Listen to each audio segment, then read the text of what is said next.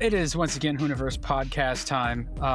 It's me, Dan Roth. I'm joined by Ross Ballot, and this time we've got Matt Farah from the Smoking Tire with us. And Matt, we've both been at it for such a long time. I find it unbelievable that we have not talked until now. But it's great. Thank you for coming on the show. And of course, yeah. How many years are you in, Dan? I started with Autoblog in 2006. Yeah. Okay. Yeah. So an equal number of years. Wow. Yeah. Then you're right. The odds are long that would have happened. We've aged across the internet in tandem. It's been great. But look at us. It turns out if you do the job for 20 years, you end up looking the same and buying the same glasses. Right? It's a merge. So you will gradually evolve to podcast bro inspired by Seth Rogen. That's what that's like what happens. You could do worse. Dude, I started the studio. That shit is real good. Yeah, the studio's great. Yeah, the studio is fun. There's so many oneers. You know, I really respect the excessive use of the oneer. That's like the long shot that's done in like one take across like four different sets. You know. Yeah. Well, okay. So, all right, we were gonna do this big like new format open thing with crazy icebergs, but I just want to take that point and go like into the democratization of like touch screens. And making cheap cars feel expensive has also made old school stuff, handmade stuff, hand-turned stuff feel really expensive. Sure. Which is actually... Well, did you see the Ferrari, the CEO of Ferrari the other day said that, and he didn't say it in as complainy a way as they framed him saying it, but he said that like doing haptics and touch screens is 50% cheaper than making buttons. And he was talking about it as, you know, an industry-wide thing, and a big part of why they do it's like way, way, way cheaper than making buttons, especially if you're talking about a wide range of products, you know, and having to make different buttons and stuff for each one. But like, yeah, obviously using touchscreens while driving like super sucks. But there was this like, not good. You know, there was this snowball effect of like, after like one or two people like followed Tesla to full touchscreen, I think like everyone else was like, oh, so we're doing this, you know, and it became a snowball of like, you know, I'm not going to go first, but like, I'm not going to be last either, you know, and like everyone tried to like futurify their product like that. But yeah, car, it makes car is computer. We make car, but we also make computer. It does allow you in like it's not all negative. Like it allows you to put many more features into a cheap car than you might otherwise be able to, right? Like that's good. But at the same time, when you continue to use that interface for the very expensive car, it's very hard to you're like, well, what am I paying more for here? You know, it has to be done well too. And it was really interesting going inside Ford, where once Tesla really got rolling, that they had one competitor and it was Tesla.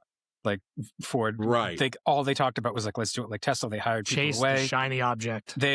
And everybody assumes like high tech means complicated, right? It means screens. It means you're in the metaverse doing this shit, interacting with stuff like it's some movie. Like high tech is not always computers and screens. Sometimes it is simplicity, and simplicity is really hard, really, really hard to do. So I think Ford. I mean, I owned a Mach-E for 3 years, or I leased it, so I have a lot of experience with a tablet-only Ford. And actually, I found it to be less infuriating than some of the other ones that I used. I actually thought it was relatively simple and straightforward, and it wasn't like free of bugs, and it wasn't perfect, but it was better than some of the other ones I've seen. I mean, like, you don't want to force some small volume manufacturer to like try to do that, and like their software super sucks. Like, you know, like my Lamborghini Countach, like the air conditioning knob is from like a Lancia that costs like $5,000 in the 80s. Right. But like a knob is a knob, and so it's, you know, it's and a lot of that stuff is like the big high volume manufacturers do those little details better than the low volume bespoke cars, mostly. Just because of the scale and the until you get to upfront. like, you know, Pagani or whatever, well, you know. Well, yeah, that's right. A different conversation. A little different. No, and for I sure, think but like, it has shifted too. But. The worst of all of this is when there's that like meshing pull apart section where they can't figure out if they want to be doing one or the other, and like some of the stuff is buried into terrible infotainment and some of it's hard buttons that are totally useless. Yeah. You know? Yeah. Well, now, I mean, the one I'm really starting to run into a lot now, which is a real problem for me personally, is a very binary question about a car, which is, does the ADAS stay off through restart cycles? And if the answer is that it does, we can move on to the next. Right. You know, the difference between, and now for me, I mean, literally, this is where I'm at in my career. The difference between we'll do high school letter grades, right? The difference between an A and a B, for me, is going to be like a pretty nuanced thing. Like, how does it hold a 30-degree slide or something that like nobody does, right?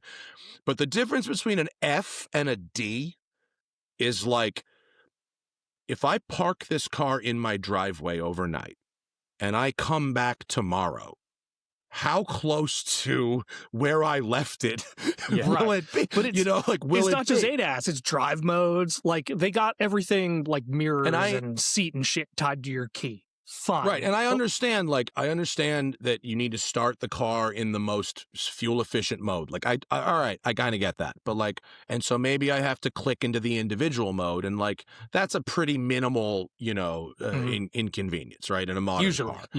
Usually, right? You don't want your car to start in like hydrocarbons mode. Right. Yeah, right. You know? Even I don't. Even me, psycho death machine mode. Yeah, no, dude. I mean, look, I start my cars in my residential neighborhood at 6 o'clock in the morning. Like, even I would prefer to not have. It's why they put like good neighbor mode into like the. But not everybody does that. I had the Escalade V a few weeks ago. I had to park it with the exhaust facing away from my neighbor's house because it literally, I could hear the windows rattling. Yeah.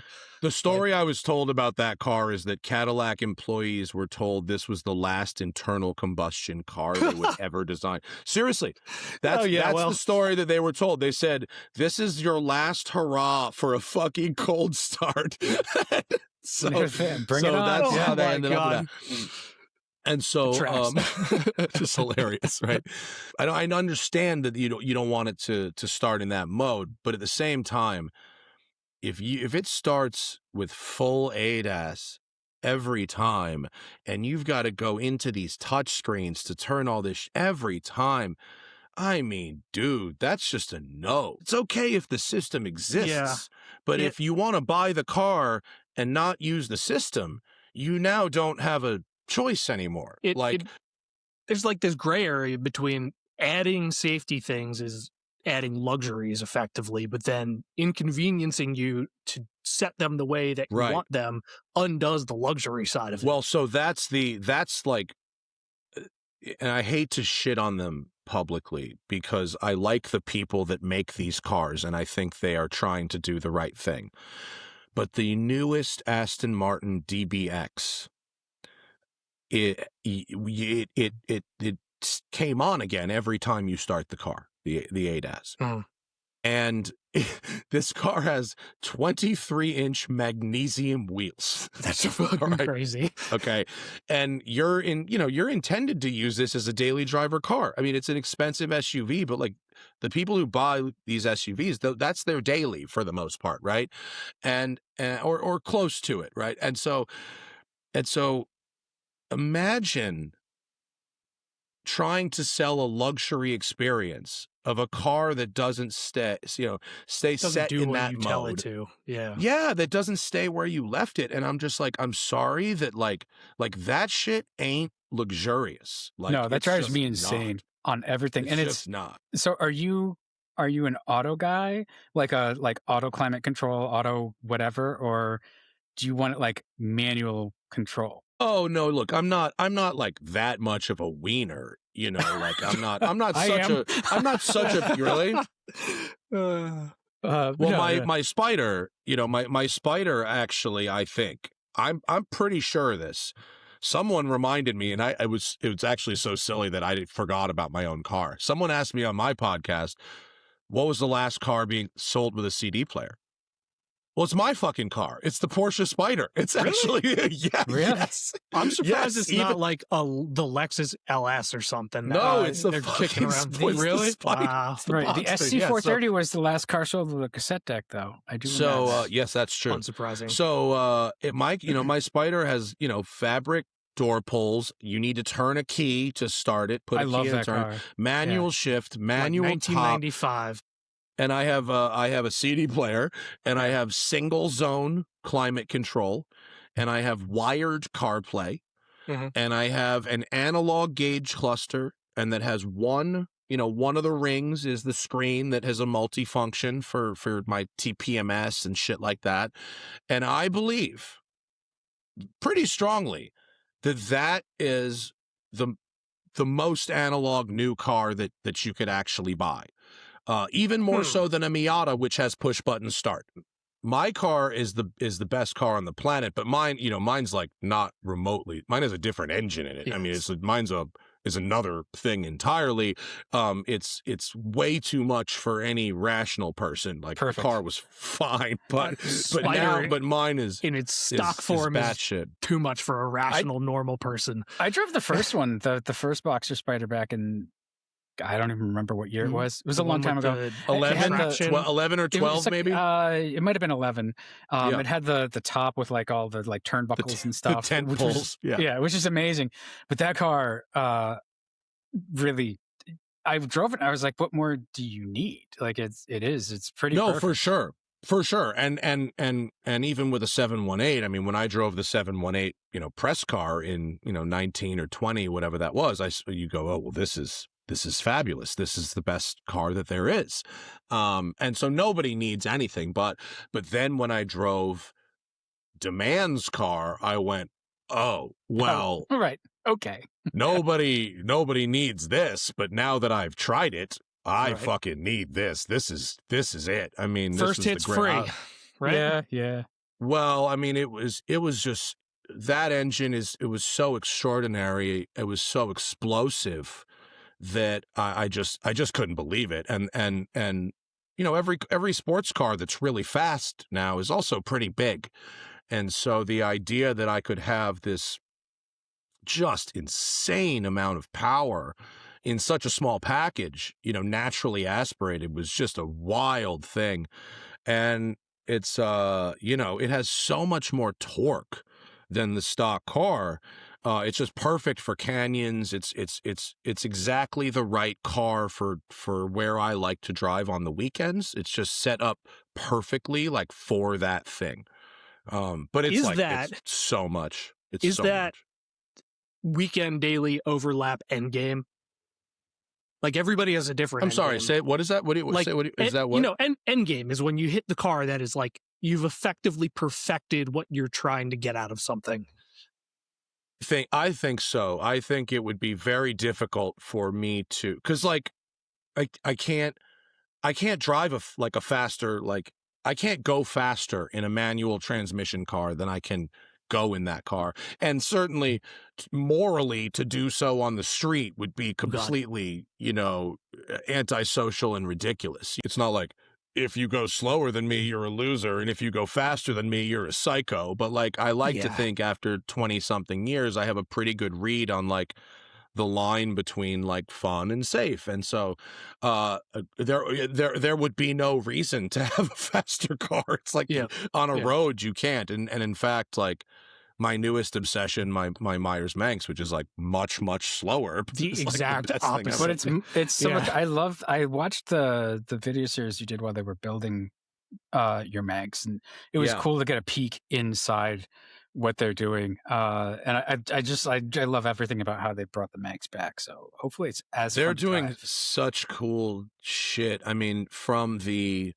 the cars that they're building, which are of a much higher standard than they ever were in the past. They were actually, they're fully re-engineered. The tubs are thicker, the uprights are better, and that the low end, you get into one of those for like $40,000, $45,000, and it makes you part of a club that is doing things equated with cars of a much higher, quote, social standing, value, whatever. Like the ice race.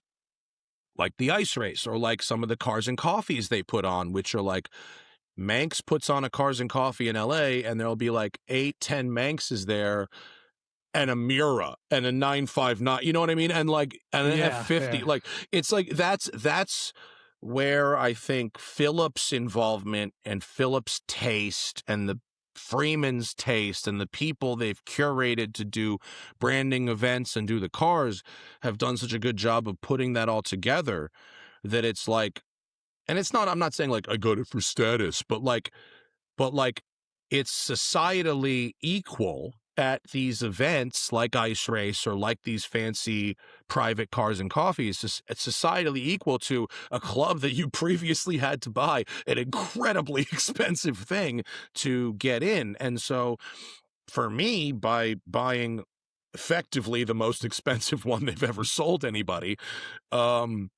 which is not specifically true, but the ones that are more, they don't really want to talk about because they're the ones with real like nuts. Actual Porsche motors. And like, yeah, some of those could be more the ones like, the Carrera one that they did, but also there's been ones with like staggeringly gorgeous, detailed, hand-painted fucking bodies that are 30 like, G's in paint, and then just like, yes, at least at minimum, like a minimum. There's ones that are so expensive, it's like, well, do you want a Testarossa or a Dan are laughing at East Coast budget money right now. We're like, what? Well, look, there's folks like me who stretch to buy one of these, but see the upside and are enjoying the upside and are very passionate. And the idea of this radial engine was so amazing to me that I just had to fucking have it, because I've already tried everything else. Yeah, it's cool, right? Everything we have has weird, stupid engines in it. Like there's, if you're gonna have a weird, stupid engine, putting it in a vehicle where you can look at it all the time is literally the perfect scenario. Yeah. So, it's just such a magnificent thing to actually like, and then to drive it. Like I use it as my daily. So like, that's awesome. That is the SoCal life right there, man. It's the greatest, like, because the weather's nice here, because I'm not typically going very far when I'm just like running errands or going to the office. Like the vibe of it is like a supercar that's for errands. Like using an actual supercar for errands is like a thing that people, it doesn't suck. Like, dude. Okay. All right. Dan, you've been doing this. You've been doing this long enough. It's a hassle. Dude, that's bullshit. It's not a hassle. They have made, if you have a 720S or a 750 or a modern Ferrari. Yes, they're very well behaved. And you have to run errands or daily drive this car. That is not a sacrifice. That is like just a thing you can do because they've spent hundreds of millions, if not billions of dollars making these cars usable, right? When you get a press car that's a supercar for a week, you just use it as your car and it's fucking fine, isn't it? Which is amazing. That's true. That is amazing. That and I still marvel about that. Like I can just sit here in a traffic jam, this thing won't overheat.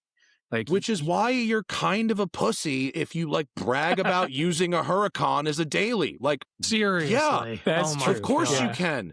They spent all this money, so you can. That's why. Fucking daily a Diablo for 6 months and make a video about that. You know what I mean? Like, whatever. So you can drive a supercar in traffic. It's easy, but it's not interesting, or it's clearly not what the car's like for. And so anyway, if you wanted the vibe of something just very, very special and very unique and very fun, but you go, look, most of the time I'm going to be going between 10 and 55 or 60 miles an hour in this, cannot beat. Right. No, it makes it exciting. 0 out of 100 cannot. Nobody could beat this fucking thing. It's game over.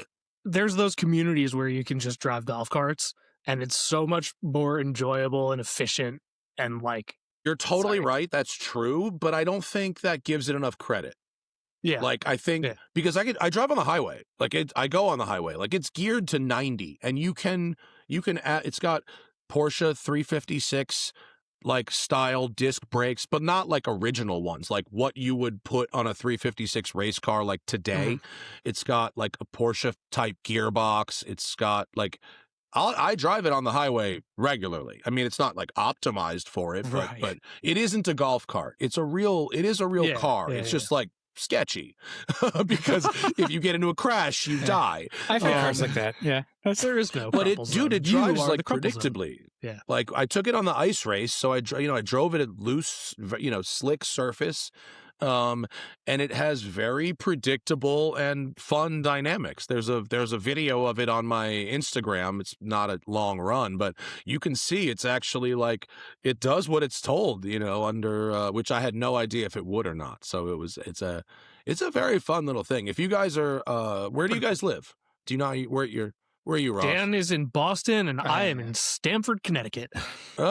Stamford, Connecticut. Which I do actually like. Yeah. I do want to ask you about sailing because I was watching your latest episode. And you guys talking about like East Coast yachting, the large treatise about like going downwind in a catamaran or upwind in a catamaran. And I'm like, Matt has been on some boats, and I wonder if it was catamarans don't have good angle. No, no. But to get the Hobie cats like up hiked out, man, it's always a good time.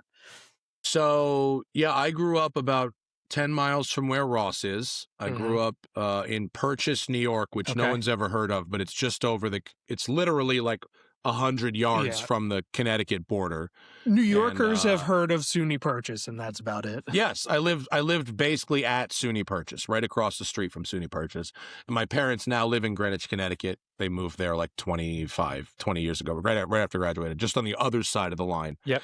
But grew up sailing as a good Jewish white boy who crosses both sides of the New York Connecticut border does. What did you start in?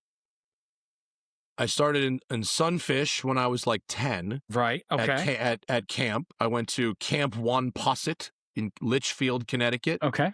Which that's a lot of sail and not a lot of boat, so those are easy to dump. Yeah. It was fun. Yeah. Look, as I grew up a fat kid, I had ballast. Capsizing was not an issue for this one. Well, we did it on purpose, And then for my bar mitzvah, because I was a good Jewish boy, I was not a good Jewish boy, but I did have a bar mitzvah. I still wear my bar mitzvah bracelet. It's November 12th, 94 on the back of my old Tiffany bracelet. My parents got me a laser for my bar mitzvah. Also, not a lot of sail, not a lot of boat. Soft shine. Lasers. Nice and fast. Lasers are the fucking best. Lasers rip. So I went from Sunfish to laser, and I sailed laser out of Riverside, and then I did a little bit of Flying Scot, which is about a 20-foot two-person one-make series. That was pretty fun. And then I went to big boats. I went down to the Caribbean to a program. It was an amazing program with kind of a lame title. It was called Action Quest, but it was a sailing. Sounds like a 90s it still exists. Still exists. Is that where you guys just were? Program. You were like I was I was just there in the British Virgin Islands. Yeah. And what did you sail that? We sailed 50-foot Beneteaus, big boats, sailed them and lived on them for a month at a time every summer. And I sailed a variety of Beneteau and Jeanneau for like 7 years. And then since then, I really just, I'll do some like day charters out of LA in like, 40-something foot Jeanneaus that they have in the fleets here. Or we go with the moorings and we charter these 50-foot catamarans, like the leopard catamarans, which they sail like meh, but if you're gonna go somewhere and like live on a boat for 10 days, the catamarans are just so much nicer to live on. I had absolutely no clue that was what that looked like. What? Yeah, a catamaran. Yeah, I don't know. 2 hulls. I don't know. A catamaran, 2 hulls. Fuck off. Nice stable boats. platform. Yeah. Yeah, that looks effectively just like the boat that we had, and they're great. It's 4 cabins, big kitchen. Well, it's just got a big. It's like because it's got the twin hulls, it's got lots of space. Yeah, between the cabins. that's a great a great photo of the back as well. Isn't that like what a hydrofoil is? Like no, hydrofoils rise out of the water. So a hydrofoil has fuck out of me being on a hydrofoil. They're smooth though. Once you get them up, they're nice and smooth. Yeah. Yeah, that's the thing is they eliminate, waves. And so there were suitcases falling off of shelves. It was not smooth. But well, I mean, no, these big boats are effectively like, they're like big RVs, right? Yeah. They're luxury RVs that sail, and they have powered version of them as well if you don't feel like sailing. So, but dude, like going to sailing camp, learning to sail and getting certified at Action Quest, like it's crazy that like that became a truly like a bankable skill. Like I can now travel like incredibly luxuriously for like shockingly cheap because I don't need a captain. Like paying a captain is like a big cost to this kind of thing. And like, if I'm the captain and my sister-in-law Jillian, shout out to her, is like a professional grade cook. So we have an arrangement that we travel together. I captain, she mans the fucking galley.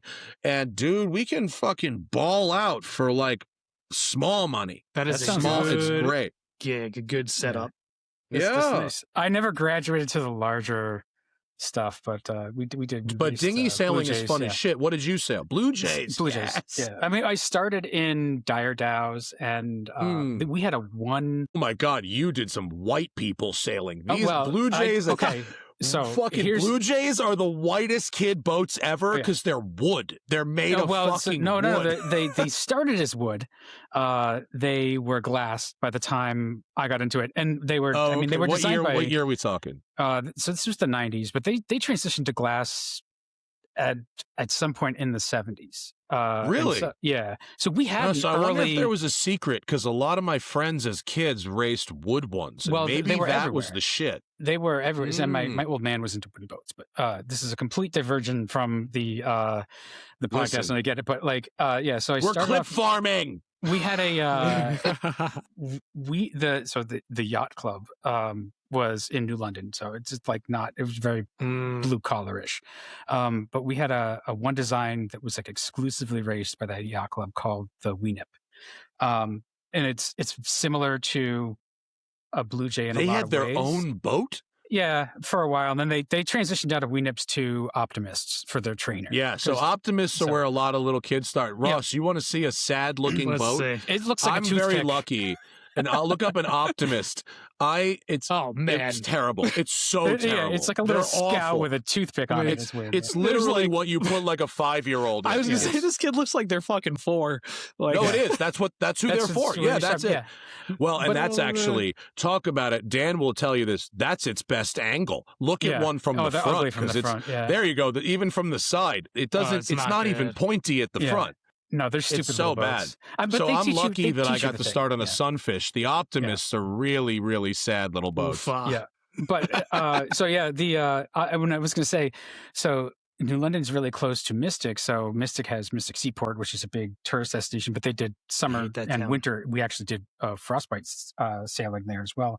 In the dire dows. So it was like the whitest of white things. It was at Mystic Seaport in the dire frostbite dows. Sailing that's like that's like people who do Polar Bear Club. That's it's the same level of thing. Yeah, I did frostbite sailing once. Like, nah, it's fun. It's fun because it's terrifying. Like it's like the worse the conditions are, the more fun it is. If you're that's okay. If you're close to death, that's fine. We were just, dude. I mean, we were not close to death, but when we were just in the BVI this past week, it was real windy. I mean, that's what you were saying. Like when you were going, it was probably twice as windy as is expected. It's expected like 10 to 12, and it was like 18 to 24 with gusts to 27.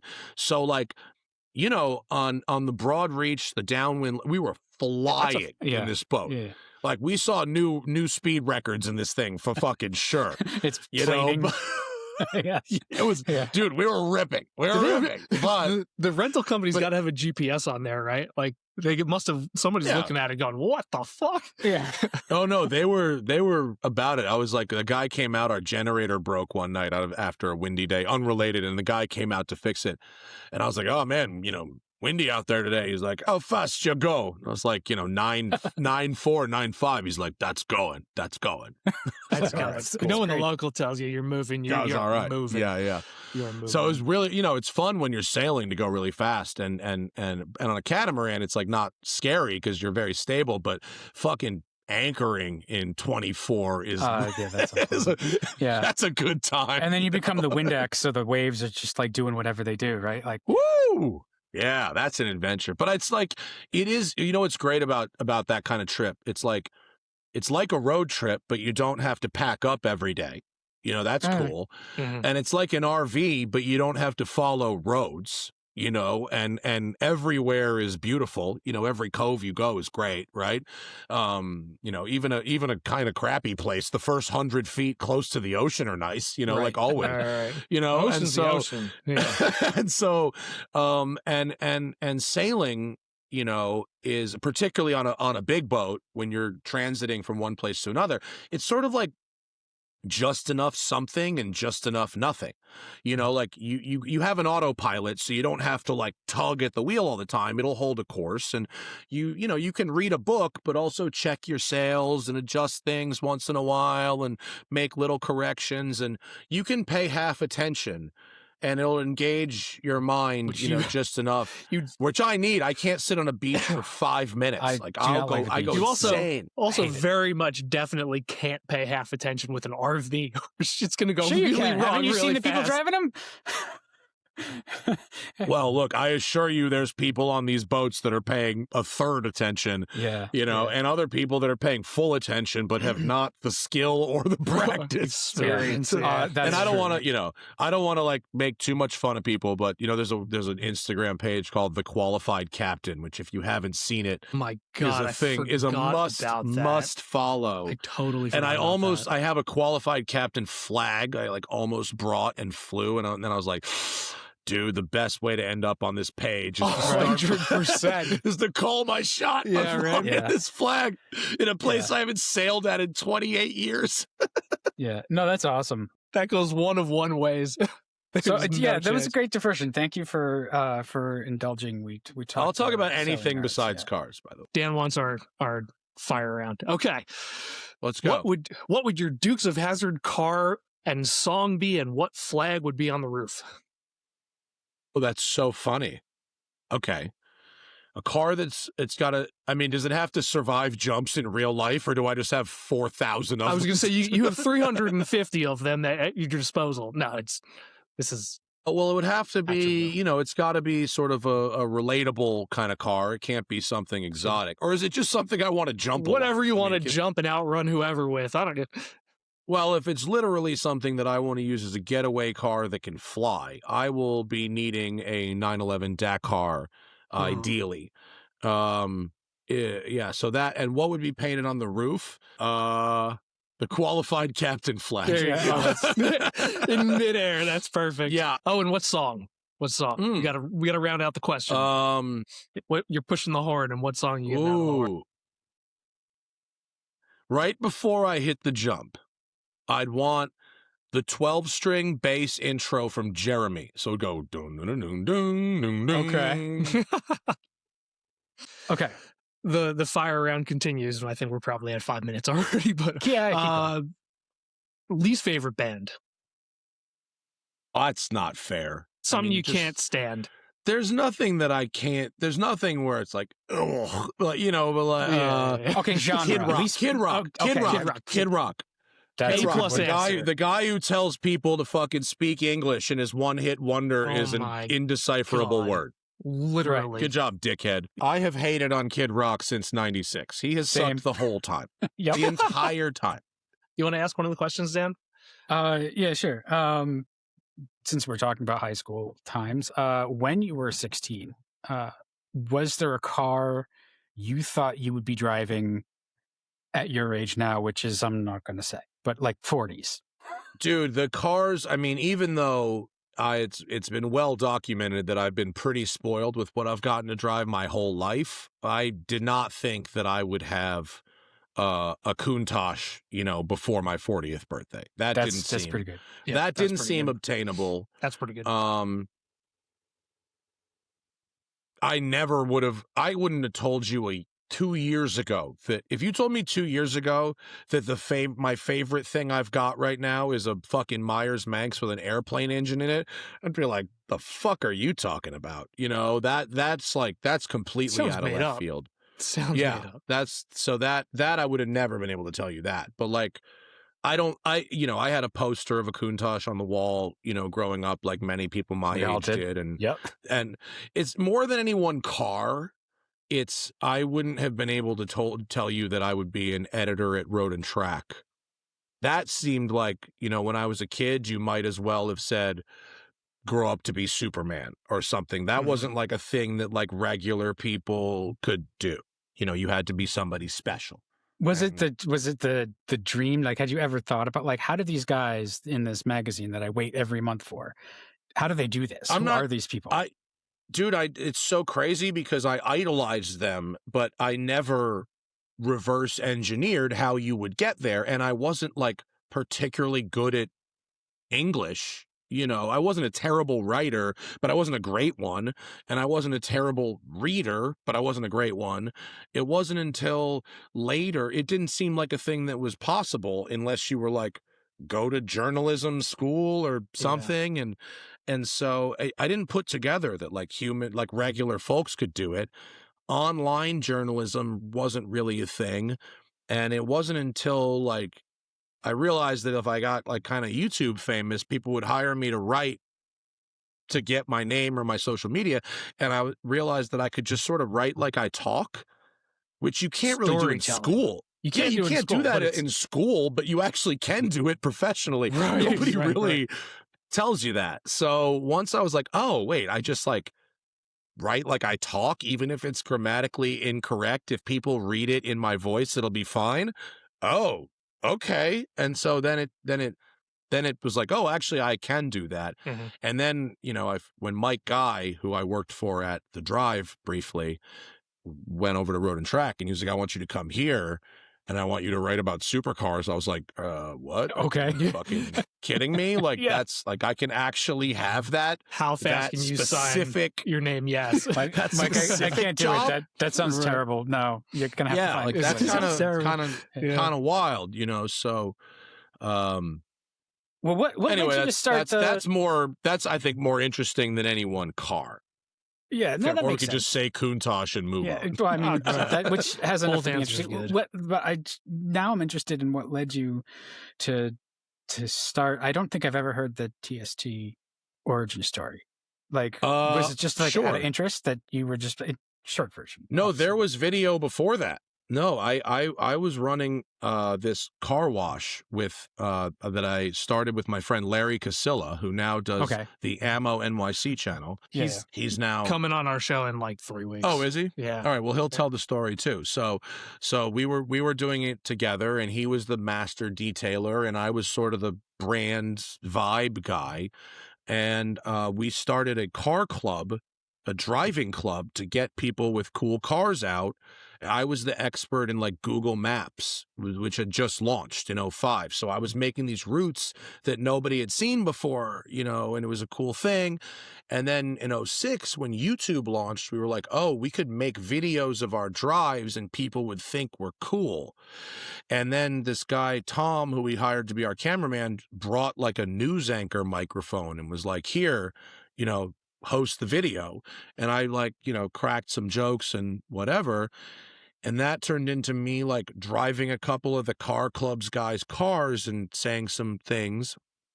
And because I had worked at the exotic car rental company, and because I had worked at the dealerships and all these other places, I like knew more than I should have about supercars and dynamics for someone who was 25, because I had driven all of them at the rental car company for a year and a half. Like, I've been romping on these things. And so this dude, his name is Emil, he saw these videos we made, and he literally offered a salary and all this stuff for me to go make a car show on his multi-channel network. I know, which he had just started. I didn't realize you started off with Emil. So it was Garage he was an 419. East Coast guy. Yeah. So was I. I'm from New York. This was in New York. I know you are, but I always thought you'd been in LA for a long time. So once I went to work. No, he's out of jail. He did go to jail, and he's out of jail. I mean, things happen. He did 4 years. Oh, not enough. He was it turns out he was a real piece of shit. But yeah, I don't know what the story we is. didn't know. I mean, and this could never happen again. I mean, no one's hiring someone to host YouTube videos on a salary today. That's not a thing anymore. But it was then, and so that was for like a year and a half. We made a show called Garage 419. It's still up on YouTube. Remember that? Not very good, but occasionally kind of funny. And that lasted until the crash of 2008, and his company sold cheap to Google. We got laid off, and Tom and my cameraman, who was the guy from the club days, we were just like, we don't need these fucking people. We can do this ourselves. But in order to do it, economically, we have to be in California where we have a year-round driving season. We got fired in the middle of winter. Yeah, we got fired in the middle of winter. We're like, if we're going to do this, we can't afford to get snowed out or rained out. Yeah. We go to California, and people would be driving a Corvette Z06 in January, and you go, well, obviously we have to be there. So we packed our shit and moved to California. Yeah. No, that's awesome. I did not realize your product, because it was what else did he have? Fastlane Daily and Vet Dogs. Fastlane Daily. Yeah. Well, I really started. I mean, this is like a 45-minute story that I've turned into a 5-minute one. But I really started Derek D, who was hosting Fastlane Daily. Derek DeAngelis, who was great, very funny guy, was like sick for a week, and Emil was like, hey, you're good on camera, can you come guest host FLD? And I did a good job, and the audience responded well to me. So it was from that, it was like a week or two. It was a very short period of time from guest host FLD to you can have your own show. Nice. I think I have somewhere in my demo reel a little graphic bumper I had done for, who was it? Kenny Herman.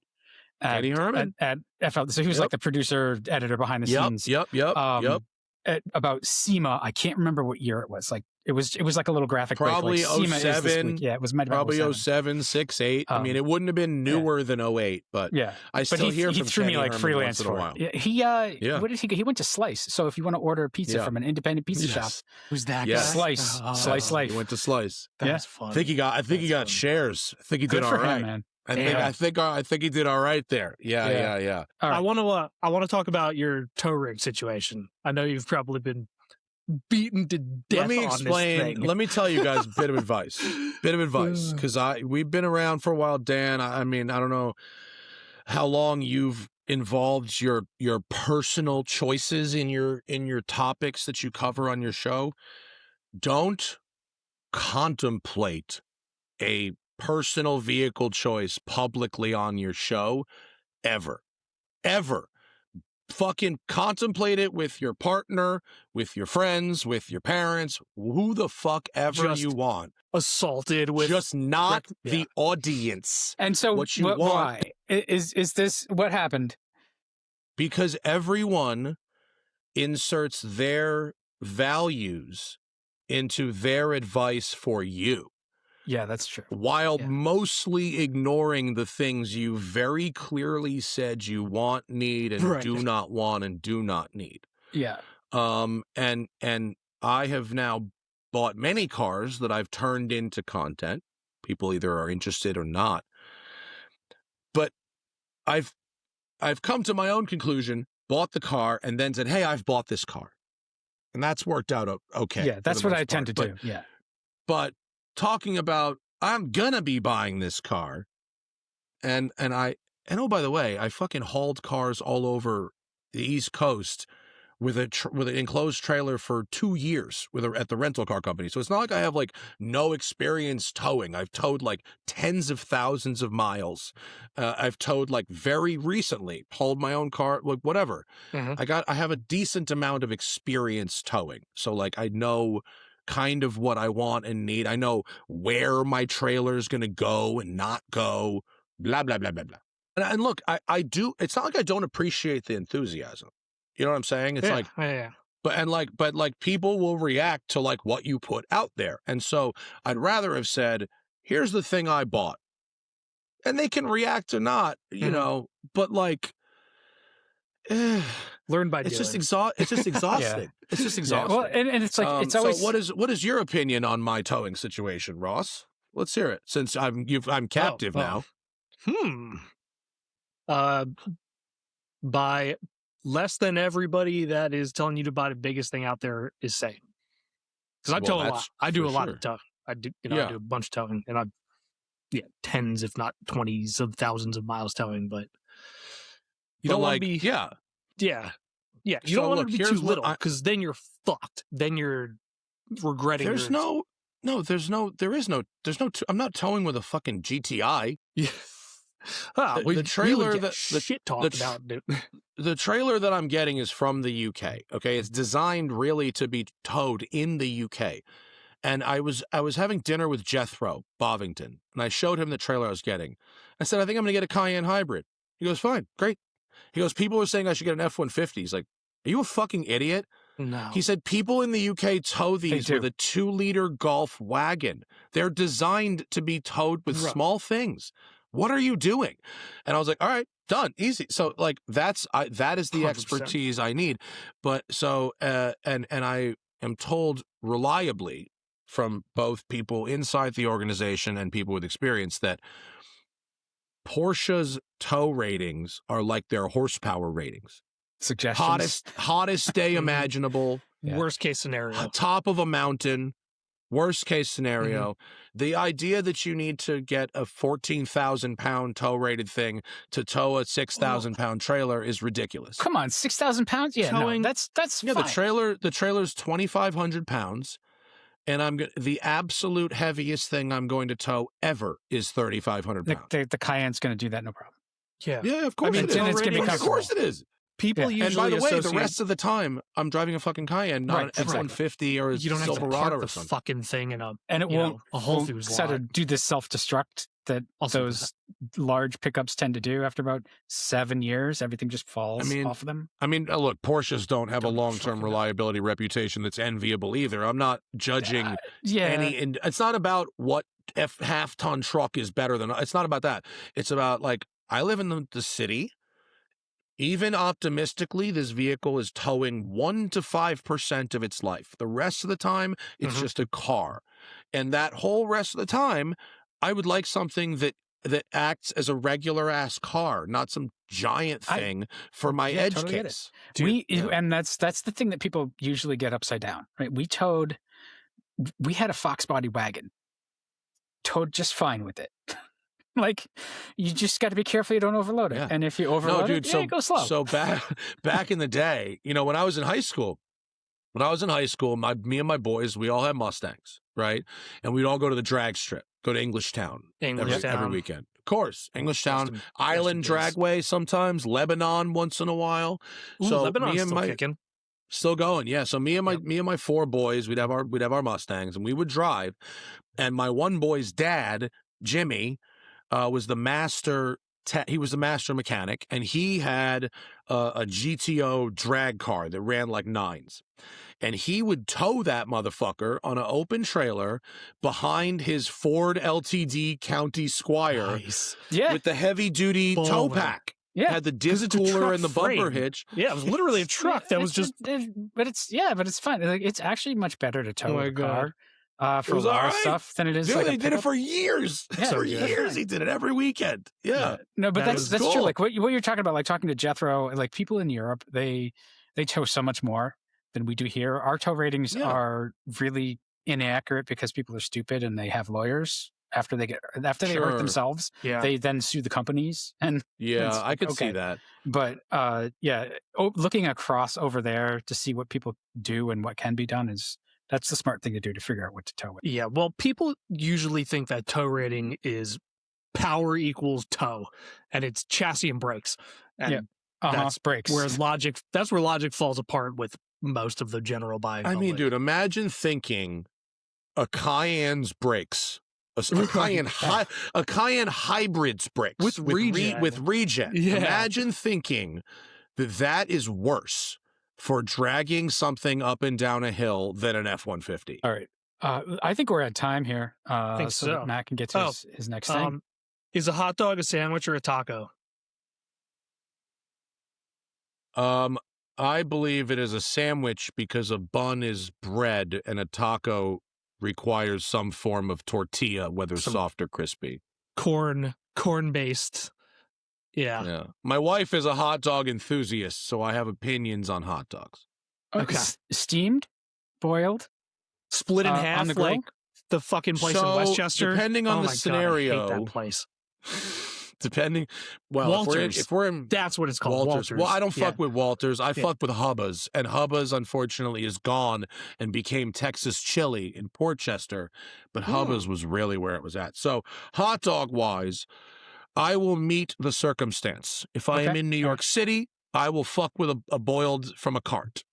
If I'm at a baseball stadium, I'm down for a Dodger dog. In its sort of steamy form. If I am making a hot dog at home, the best method that I have found is to spiral cut the hot dog, right? And then do it in my convection toaster oven. And it gets a nice, it gets the air in. We just got one of those into the crevasses. Awesome. Yeah, okay.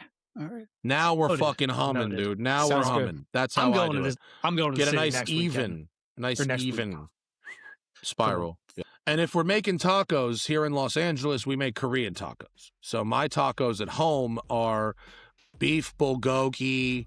I make like a guac that's like a cucumber, avocado, soy, chili crisp, miso, mirin, rice vinegar. So it's like an Asian-y avocado. And then I get a bunch of the pickled shallots, pickled ginger, pickled stuff. And I make a colorful sort of topping for it. So that's how we do tacos at my house. I would fly out there for lunch for that. That's pretty good. Yeah, come. I make it for everybody. Shit's easy. I make that probably once a week. We have Korean tacos in my house.